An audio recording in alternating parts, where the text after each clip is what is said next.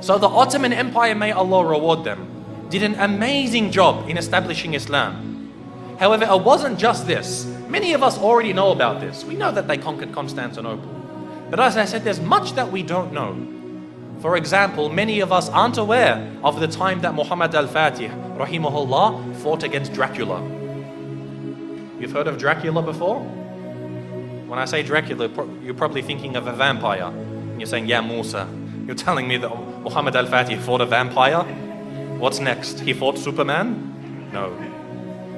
Dracula was a real man. There was a real man named Dracula, and he ruled over the southern part of the country of what we call today Romania. Now, Muhammad al-Fatih, rahimahullah, as he began to advance into Eastern Europe, for example, Bosnia, Serbia, Hungary, all of these lands, the people of Wallachia, of southern Romania, they wanted to fight against the Ottomans. However, they were very weak, and so they had to make a peace deal with him. So as part of this peace deal, Muhammad al-Fatih, rahimahullah, he said to the ruler, he said, you have to send me 2 of your sons, and we will send them to Istanbul to be educated. So he sent his 2 sons. One was named Vlad, and one was named Radu. Now Vlad is the one who we know as Dracula, because the word Dracula, it means son of Dracul, which was the name of his father. Dracul, it means shaitan, it means a devil. So he's the son of shaitan, and this is actually quite relevant. It's rather fitting when you hear about this man. What happened was, they went to Constantinople, they studied about Islam, and his brother actually became Muslim. So the brother of Dracula, Radu, became a Muslim. He memorized the Quran, he studied so much, and even Dracula studied the Quran even though he wasn't a Muslim. He spoke Arabic, he spoke Persian, he spoke Turkish, and of course Romanian and other languages. And later on, he was sent back to his country, where Radu remained, and he became the ruler of his country. Because the Ottomans realized they can't send a Muslim to rule over the country because they're Christians. They wanted to send Vlad, Dracula, so that they could get him there and then defeat him in a war, and they would rule the country. However, Dracula, he decided that he wasn't going to do what the Sultan wanted. The Sultan sent him 2 emissaries, 2 people to come speak with him, and they said to him, you must pay us the jizya. Now that you're the ruler of the country, you have to pay us jizya. And so Dracula, he said to them, if you want to step inside of my court, you have to take off your turban. And so they said, no, we won't remove it for you. We're not going to remove it for a kafir. So he said, take it off. Again, they refused. So he told someone to come with some very big nails and hammers, and he said, if they refuse to remove it for me, then they will never remove it again. And he commanded that their turbans be nailed into their heads. And of course, this in effect killed them. So this was an act of war. Dracula had decided that he wanted to go to war with the Islamic State.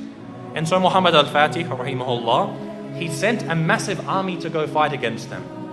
But Dracula, because of his tactics and the fact that he knew the Ottomans very well, he was able to defeat them on some occasions. Now what he did is what really makes him stand out as being an absolute devil.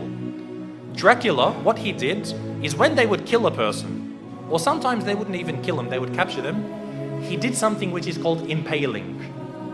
Now, if you haven't heard of impaling, it's a pretty gruesome thing to start to describe. What they would do is they would get a very, very big stick. They'd make it sharp at one end, they would insert it through your backsides, pass it through your body until it comes out of your mouth. They would impale them, they would pass this through their body. A lot of the time they would be alive as well. And this is how they would kill them. And then they would put this in the ground, then impale the next person, put him next to him. And the Ottoman army, when they went to go check on their troops, they found that on one of the very long roads leading to the capital of this area, they found 20,000 Muslims impaled along the sides of this road. Imagine this. And we suffer today. No doubt we suffer as Muslims today. But things like this, you can't really compare. 20,000 of them impaled. You can imagine how Muhammad al-Fatih, rahimahullah, he feels. To see even one Muslim killed is too much. But to mutilate their bodies after this was something which was, beyond what was acceptable. And so he decided to send Radu, who was the brother of Dracula. He sent him to go fight against his own brother. And eventually Radu, rahimahullah, he was able to actually eventually catch up with his brother. This is after he commits so many more atrocities. Even the Christians, they started to back off from him. Because what happened was, he, being Romanian, he was Orthodox, he wasn't Catholic.